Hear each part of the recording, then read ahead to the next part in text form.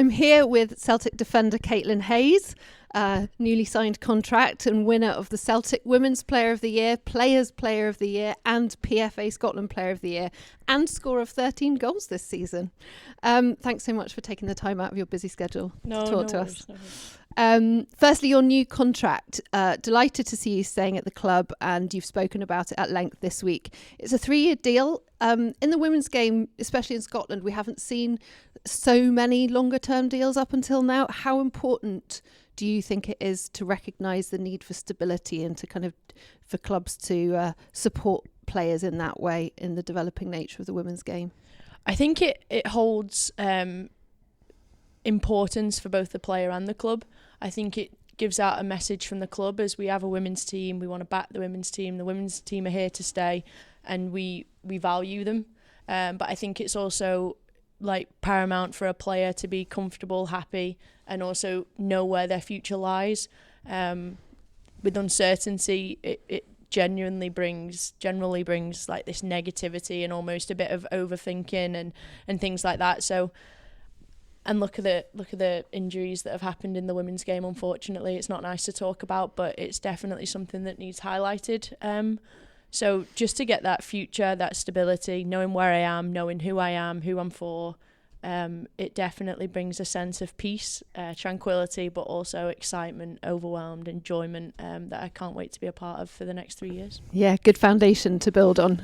Definitely. You've played on bigger stages before in the Celtic Strip before Thursday, but the atmosphere last Thursday, I think we could say, went up a few levels from anything we've seen before. It's been talked about the tricky first half against Glasgow City. Do you think the atmosphere did take some getting used to for some of the players before kind of settling down in the second half?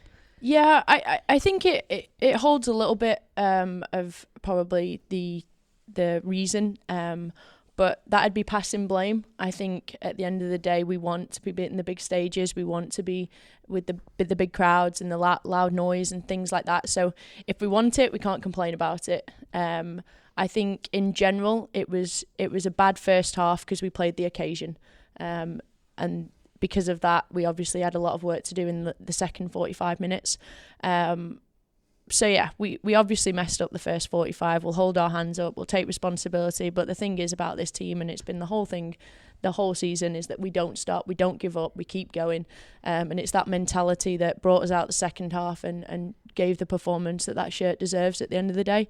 But yeah, we'll never turn it down to play at Celtic Park in front of those fans. And I mean, the opportunity to do that, the more you get that, the more used to it you will be, and the more all of the squad players will used to be being on that big stage, won't they? Yeah, of course. But the fangirl within me does think you'll never get used to that. You'll never take it for granted, and you'll always be slightly overwhelmed by it, and it'll always take your breath away. I'm in Celtic Park every day, obviously. And there's not a moment I don't walk down that tunnel to go to breakfast and think, goodness, I'm at Celtic Park when no one is here.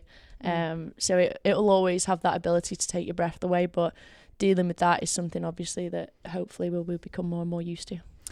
And on that note, would you like to see the club commit to an increased number of women's games at Celtic Park next season, especially given the interest that there has been in these kind of key end of season fixtures, and the crowds that have come out for them? And there's obviously a hunger for it. Yes, of course, I would love that. But I don't necessarily think that we can all look at the club and think, why is the club not doing this? Why is the club not doing that? But ultimately, if the people outside of the club speak loud enough, they will be heard, which is why Sunday's happening, is because there was enough people that were like, the girls should be there, the women have earned it, the women should be there, and it's happened. So ultimately, rather than turning and being and screaming and pointing your fingers saying they're not doing enough, it should be, hang on a minute, I want to be there, I want to support, and not just at Celtic Park, but obviously we've played all season, so hopefully moving forward there's enough people interested and there's enough noise and enough people talking. Decisions like that are easy, which is why we're here at Sunday. So let people know that you want to see the women's team. Yes. A few quick ones just to finish with. Go on. Do you have any rituals or superstitions around games and matches, and what are they? I have 2 bracelets on my wrist that I never take off, haven't taken off in about 8 years. So that is the reason my wrist is always taped. And a lot of people ask me, why is my wrist taped? And that is the reason I do not take 2 bracelets off. It sounds a bit lame thinking about it or saying it out loud, but it's just how it is. Always wear pink pre-wrap. I was going to say, has that become kind of like a good luck charm or something? Because I know that it's kind of become your signature style, and I think the wee girls would be disappointed if you didn't do it now. Yeah, it was actually, it took a lot of convincing, but my mum was like, I really think you should change colour. Like, pink's not really your colour. Like, it's not really like an aggressive colour that you should be playing with. And I was like, all right, Mum, what colour should I, dark green or like a darker colour, not pink? And I was like, all right, well, I might change it at the end of this season. And that was this season, and my mum was like, no, you're stuck with it now, like, give up, like, pink pre-rep's your thing. But it's not my thing, it's our thing. And those kids that wear it know what it means and know what it means to me, but also them.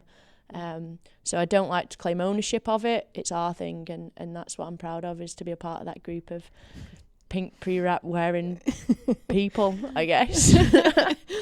Okay, on a night like Thursday night, which members of the squad are leading the celebrations in the dressing room? I don't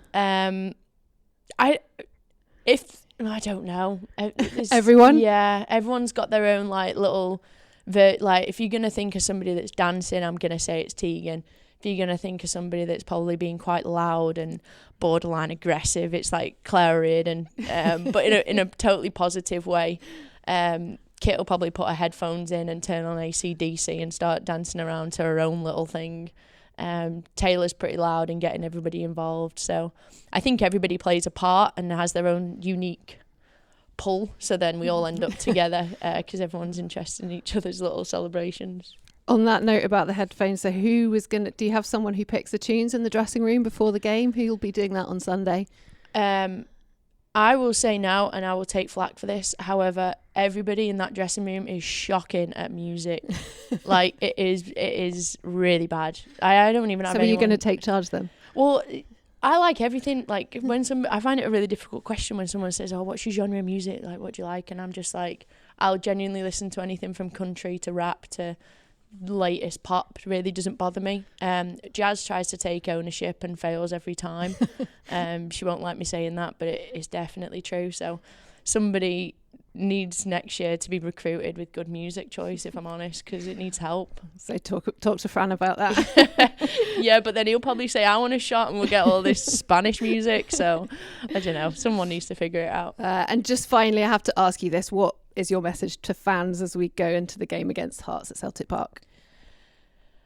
I guess the main message is thank you. It means a lot to be backed. It means a lot to feel like a part of this club. Obviously, it's so big, and sometimes I feel like you're almost like the lost identity, and you're a tick box to have the women's team. Okay, we need a women's team, tick, done. But the last couple of weeks, we definitely feel like a big part of it. We definitely feel like the pressure that comes with that, the just everything about it. So it's thank you. And I should probably also say I'm sorry. There was a part of me that I did an interview a couple of weeks back, and I think you were there, and somebody asked me a question of how do you feel about the progression, and I just said, yeah, but I'm very realistic that we're not an Arsenal, and I think I've been proved wrong. We can be an Arsenal. We don't have to go in stage 1, 2, 3. I think this week has proven that we were probably at stage 1 and now jumped to stage 10 overnight, and that's a credit to this club and a credit to these fans of when they want something, they know what they want and they go and get it, and I think that's the reason for it being so successful. So I'm thank you and I'm sorry, I guess. And a credit to you and the rest of the squad, and good luck on Sunday. Thank you so much. Thank you.